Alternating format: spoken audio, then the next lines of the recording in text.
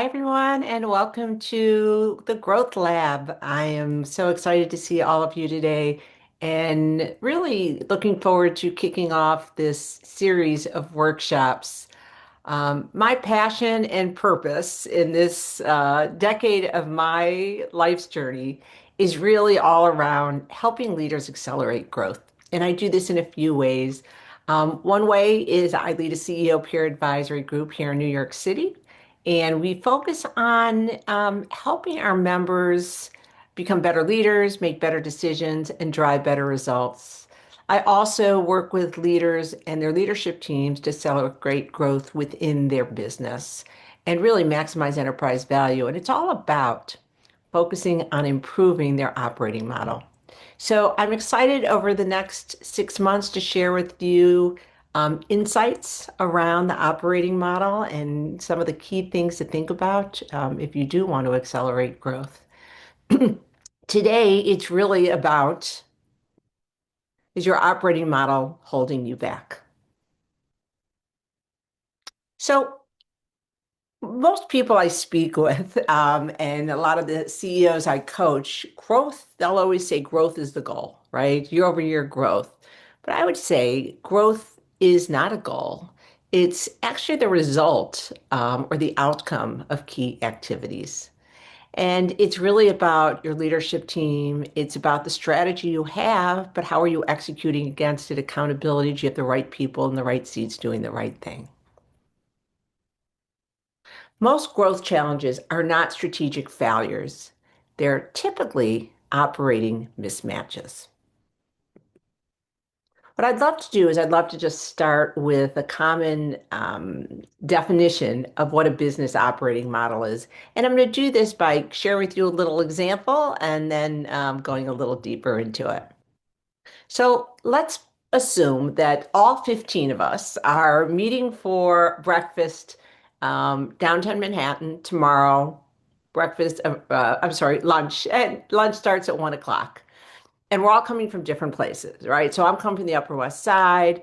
One of our group is coming from a conference that he's had the last few days down in Florida. So he'll be flying back in the morning and then meeting us down there.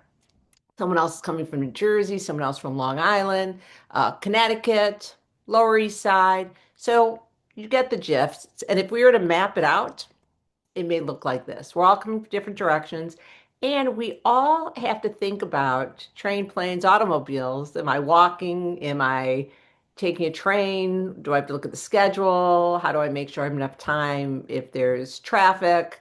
What if my flight's a little delayed?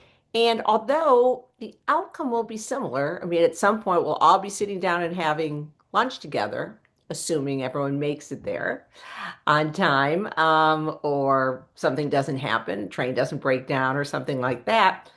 Um, but even though the outcome may be ultimately the same, I may get there at 11:30, someone else may get there at 1:30. It's not exact. And again, if you step back and think about this example with possibly a process you may have. So let's say your sales execs. Are your sales execs all kind of doing their own thing? They may have a different skill level. They may have a different process. Has your process been documented? Are you executing against it effectively? Are you holding people accountable? Do people really understand their goals? And I'm just using sales execs as an example. It could be really any process internally or externally in your organization. Because ideally, to be most efficient and effective, you want everyone going in the same direction. There's going to still be nuances, but this is really what's going to get you there the fastest. And that's kind of the goal of your operating model. You want everyone focused on the same thing, focusing in the same direction. I would also say that the results you're getting today, the results I'm getting in my little own business, is a reflection of my operating model. So, my operating model, whether intentionally done, put together or not, there is an operating model. And if I want to grow, I need to change something in my operating model because if I keep doing the same thing, I'm going to continue getting the results I'm getting today. Think about that in your business. You may say that you want to increase revenue, you may want to increase market share, whatever it may be.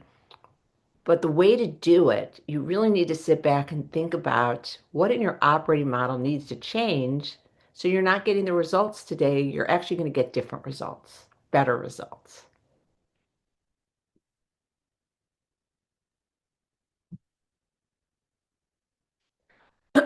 So this is a beautiful picture, and all entrepreneurs and all leaders have a vision of where they want to go, right? And if you think about, let's take it from an entrepreneur's perspective or visionary's view, when you start, you've got this picture of that's the pinnacle I want to reach, right? It looks pretty straightforward. It looks doable. I know what I need to do to get there. And then you climb up that mountain and you have great success, right? Your first success.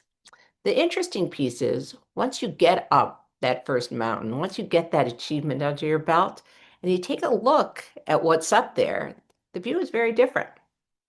So now you look around you and it says, wow, there's a whole valley there. And look at all those different peaks. The terrain is different, the weather may be different there, and there's a lot of different things to consider.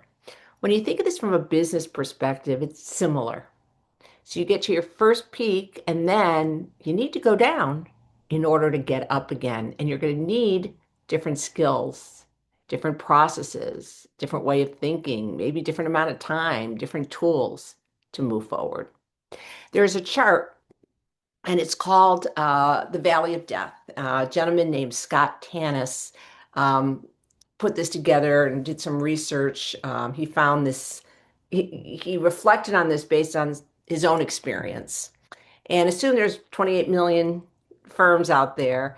What you could really see here is if you could look from left to right, a lot of companies start up, 96%, but few scale up. And there's different reasons for that. Valley of Death is a big piece of it. Because once you get up, what you need to do things very differently in order to navigate the down and then get up to the next peak. And this is, nothing new. Everyone's going to have this up and down. We're going to give you some examples, some big companies that you will see. All businesses go through this. So it may not do it exactly at 1 million, maybe it's two or three, but eventually they're going to have the same growing pains and the same adjustments that they need to do based on their industry and their business, the maturity of their business. So the goal is, what do you need to do so you could quickly navigate that valley of death and get up to that next peak as quickly as possible? That's really what we're talking about. Let me give you some examples of some things that may occur as you're looking ahead. From a financial perspective, typically companies that are a few million, the focus is really on revenue and it's sell like hell, right? You're going out there, you're trying to prove your business or service is needed out there, that there's a market for it. You want to get your name out there. It's usually funded by family and friends. As you get a little bigger, between 1, 2, 3 million, 10 million, all of a sudden growth, you'll notice, really sucks cash. And the cash is needed because things are being put back into the business to get up to that next pinnacle. So for example, let's say, hey, I need to do some external marketing, and you hire someone and maybe it worked and maybe it didn't. I need new systems. I need more people. I need different technology to help you again get to that next level.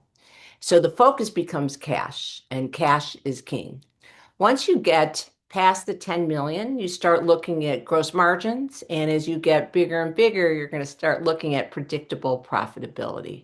So that's one example. Another example may be, let's look at uh, people components. Okay. So, if you look at between 1 and 10 million, you alone cannot manage the business. You're going to need some help in terms of managing the business. So you're going to need some other leaders.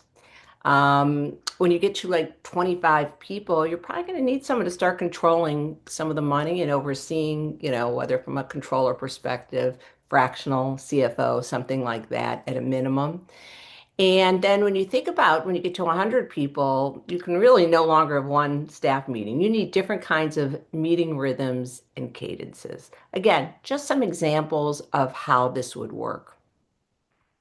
The other thing that's interesting on here is a lot of times between when you look at the uh, 10 million or a million to 10 million, um, leaders a lot of times are focusing externally. So they started saying, okay, got the momentum, selling, our name's getting out there, and they feel like they need to continue to doing that. That should be their focus.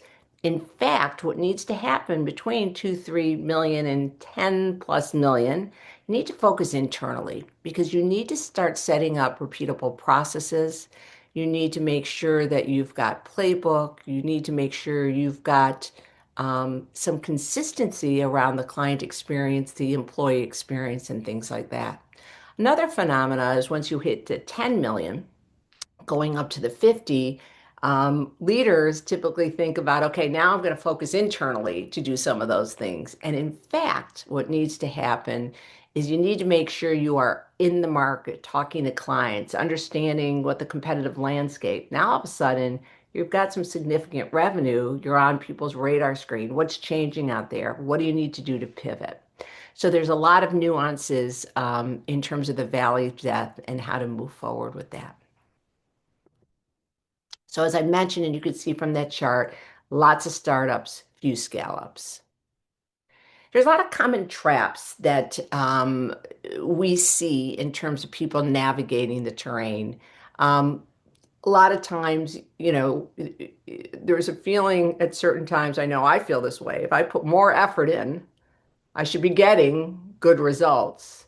But at a certain point, when you're navigating those valleys, effort does not equal progress because a lot of times as you scale, what worked before doesn't work anymore. And a lot of times what worked before will become a constraint going forward. So I would suggest it's important to figure out where are you today? Where do you aspire to be in the next 5 to 10 years? And what are the valleys that you must survive? How do you make sure that your organization is agile and that you could adapt accordingly? I remember when I was at Ernst& Young in the middle of the financial crisis, and I was in financial services, so our clients were all the clients that you were reading about. Within 2 weeks, Lehman Brothers, our biggest audit client in terms of financial services, got locked up. We saw people taking their boxes out. I remember these pictures so vividly. Merrill Lynch got bought up by Bank of America. Goldman, Morgan Stanley, JP Morgan Chase was taking big loans from the government. Bear Stearns disappeared. Um, Fannie and Freddie Mae got bought up by the government. Things changed quickly. And this was our bread and butter. This was our revenue. So what we need to do is figure out how to adapt quickly. We started having twice a day huddles in the morning and in the afternoon. So the entire leadership team understood what was going on. What were we hearing from our clients? What did we need to do to shift to help them? What services do we need to maybe provide that we weren't providing before? What other things could we be doing? So it was a major shift in our operating model. Perfect example of when you think about what are those valleys ahead of you. Some, such as the financial crisis, the pandemic, tariffs, lots of unknowns. But somehow, if you know that there's going to be some storms ahead, how do you make sure you keep this front and center? You're being agile, you're talking to your clients, you're talking to your employees, and you really understand what those brutal facts are and really have a process to continue to adjust. So mapping your journey is really important. And as we mentioned before, what got you here won't get you there. Again, something that worked before may not be working anymore, and it could be a constraint that you're experiencing, even though it worked before. So every business reaches a point where it outgrows its original systems, processes, and people. And that's what that chart in terms of the valley of death is. So, some of the signs that you may experience in your operating model is misaligned is founder or leader bottlenecks that everyone's waiting. It's like hurry up and wait for the leader or the head decision maker, the CEO, whatever, to say yes and approve something. Very centralized decision making, slower decisions, a lot of rework, and a lot of putting out fires. Three general barriers to scaling typically are leadership, your leadership capacity, maybe a lack of leadership capacity, scalable infrastructure, excuse me, and marketing. We'll be talking about the first two topics over the next few months, excuse me, during our workshops. So let me just walk you through some examples of some companies you're very familiar with. Starbucks, think about in the mid 2000s. They had tremendous growth, their operating model lagged, and their results suffered. So let's get into a little bit more detail. What happened? They had explosive store expansion. I remember living in Manhattan, you can walk a few blocks, you may say two, three Starbucks. Sometimes there's a Starbucks literally across the street, one kitty corner to the other. It was crazy. Store managers were promoted faster than leadership capability developed. Culture, customer experience, and operational discipline eroded. So what happened because of that? They had declining same-store sales because they were, you know, eroding their own market share, diluted brand experience, over-centralized decisions, underdeveloped frontline leadership. So if you remember at that time, they brought back Howard Schultz, the original entrepreneur, came back as the CEO. They closed stores, they retrained their leaders, they re-anchored their operating rhythms and decision rights. And for our takeaway, they didn't really have a strategy problem here. They had a leadership and operating model. Another example, Peloton. So think about during the pandemic. I know we bought some equipment for our apartment at that time.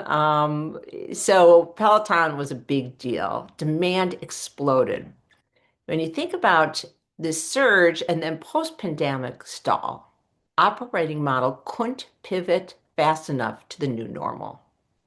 So what happened? Massive growth during COVID, overbuilt supply chain and headcount, leadership slow to adapt to demand and normalization. I know a lot of the leaders I work with for the last few years, it was a struggle trying to figure out, hey, we had a great time, great business during COVID, or boy, we went down to zero based on what industry you were in.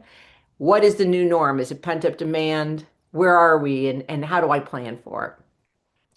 And some of the things, so where it's stalled, excess inventory, margin compression, leadership credibility challenges, operating model failures. And when you look at the growth lab takeaway, scaling requires adaptability and not just capacity. And they didn't adapt. They didn't do scenario planning. They didn't really think about, this was a surge. Was this really going to be the norm once everyone was back? And they didn't adjust.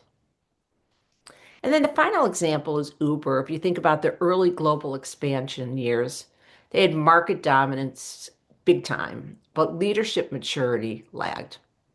So, what happened? Rapid international expansion, aggressive, decentralized culture.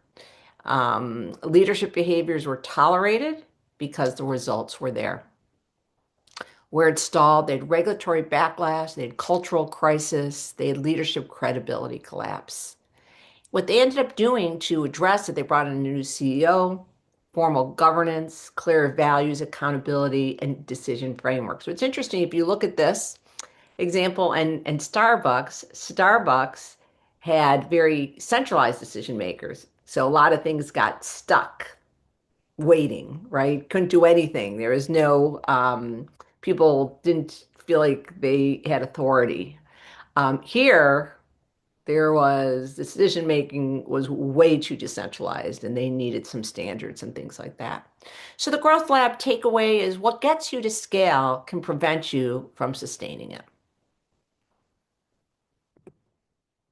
So a lot of times we'll hear a case study that focuses on, or you'll hear something about, wow, breakthrough strategy. This is really what helped that company grow to the next level. But I would say, good for them if there is a breakthrough strategy, but there's no magic bullet, and that alone won't get you there. You really need to make sure that you need a strategy, you need to know where you're going, and you need to feel like it's a strategy that could really beat the competition, gain market share, all of those things, maybe making sure you're addressing the needs out there. But without execution, and I would also say culture, strategy just is not as important. So again, strategy is important, but without executing effectively and a culture to support that, you're not going to have the progress that you're looking for. So just real quickly, let's just go through this survey. And what I'd love for you to do is I'll read the question, just put down, based on today, if you did a snapshot of your own organization, where do you think you are from a 1 to 5? 5 saying, hey, we're best practice in this. Our leadership team has the skills required for the next stage of growth. Decision rights are clear and followed. Accountability is consistent and measurable. Operating rhythm drives execution and learning. Our processes are documented and consistently executed. Culture aligns with stated values. The business operates effectively without dependency on the business owner or senior leadership. Strategy is clear and translated into action. We're developing future leaders. Leadership team is aligned and trust is strong. And the last one is we reflect, learn, and adapt regularly. So why don't you real quickly count up when you look at these 11 questions, how many of those questions did you mark for yourself 4 to 5s? How many were 1 to 3s? Step back and think about those 1 to 3s. Which one would you say is having the biggest impact on moving forward? And that's the one I would start to focus on this quarter in terms of trying to improve. But ideally, these are all about the operating model, and some are going to be more important than others, and you need to prioritize that. And that's what I do as a business guide, working with various leaders, and then really focusing on making the changes that you need to make. It's a good exercise because it's giving you a bit of insight and clarity in terms of where you are today. And clarity needs to come before you can change.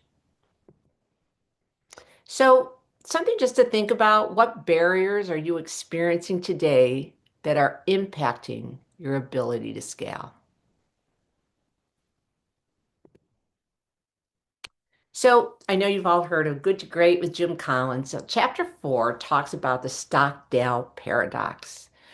And there's an admiral, James Stockdale, who was, he was the admiral in charge of what was going on in Vietnam during these horrible, uncertain times.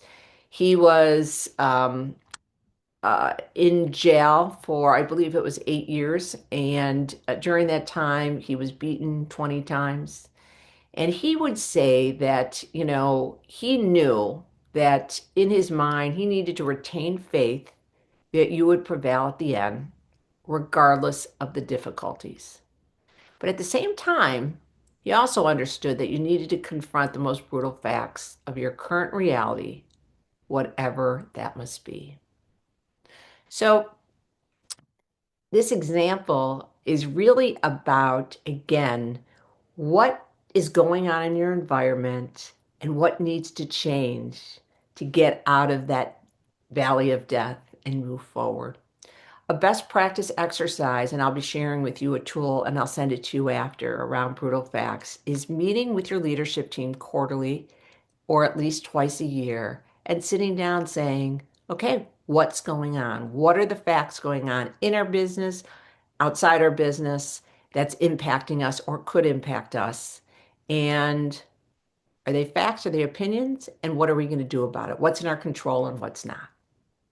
So, something just to keep in mind when you're doing this exercise is sometimes when people bring up something, it sounds like a fact because it sure feels like it's a fact, but in fact, it could be an opinion. I just want to share with you some examples because this is a trap that some people can fall into.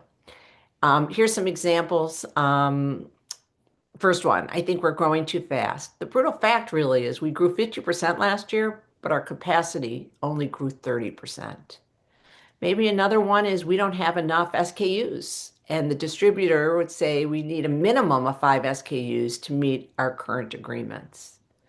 Let's say another thing is costs are just out of control. It's an opinion.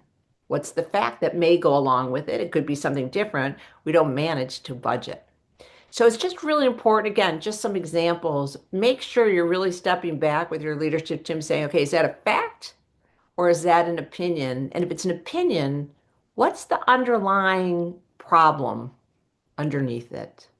Why are we experiencing that as an opinion? And what's the fact? And is it controllable or not controllable?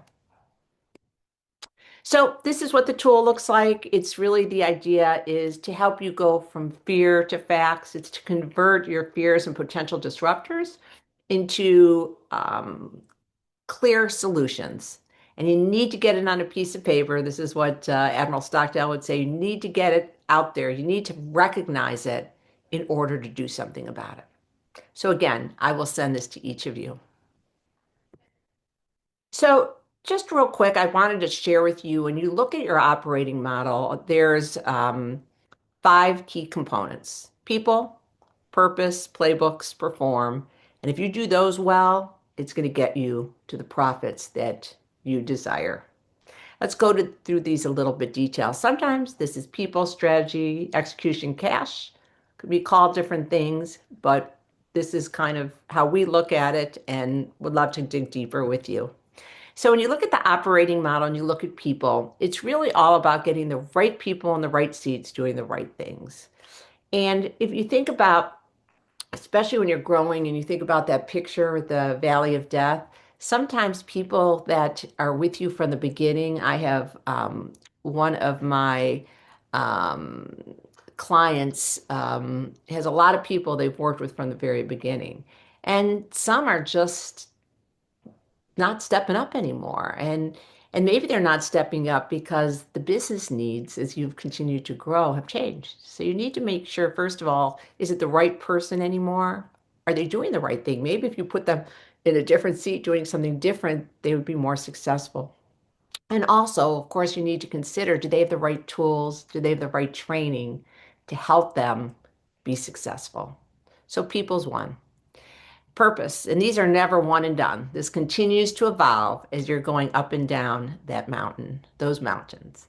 So purpose, you need to start with why, you need to set a compelling mission, clear visions, authentic values, and then develop a winning strategy. Playbooks, as I mentioned before, strategy is one thing, a vision is one thing, but you need to be able to effectively communicate. You need to communicate and you need to execute against it. So you need to have those goals, the accountability. You need to have those quarterly rocks. So the playbooks are really about documenting and optimizing your core processes from top to bottom, both internal and client facing, and measuring it. You need to measure what matters. So really, playbooks and performance really go hand in hand. There's a book called Measure What Matters. It's outstanding. If you haven't read it, I strongly recommend it. And it's about setting OKRs and then managing it. You need to plan and track against those OKRs or KPIs. And it needs to be done, annually, quarterly, and there needs to be a weekly cadence. There's a lot of research that would say that high performers want to know what their goals are And they want to know what a good day looks like. How is it what they do every single day? What's it going to impact the bigger picture at the company? And everyone wants to know, did I have a good day or bad day? And then the last thing is, as I mentioned before, is if you're doing all these things, all these key principles, and again, there's a lot of nuances around them, but if you're doing them, you're continuing to evolve them, that, it will fuel growth and it'll become your flywheel.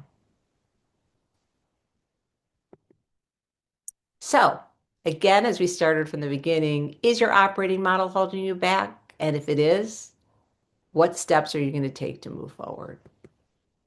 Based on today, what process within your operating model do you want to focus on? And what's the number one thing that needs to be fixed today within that process? What's that rock that you can focus on for the next 30, 60, 90 days that will make a difference? So first, I really want to thank you for your time. I'd be more than happy to have a pro bono one-on-one with you, answer any questions you may have, talk a little bit about your situation. Please just scan the QR code. You'll get access to my calendar. And if you'd like to have a complimentary book, The Path to the Pinnacle, which really talks more about the operating model, I'd be more than happy to send that to you. My email is below. Just send me your information where I can send that to you. So again, thank you for your time. I hope that I get to see you at the next month's webinar, which will be on leadership. Thank you.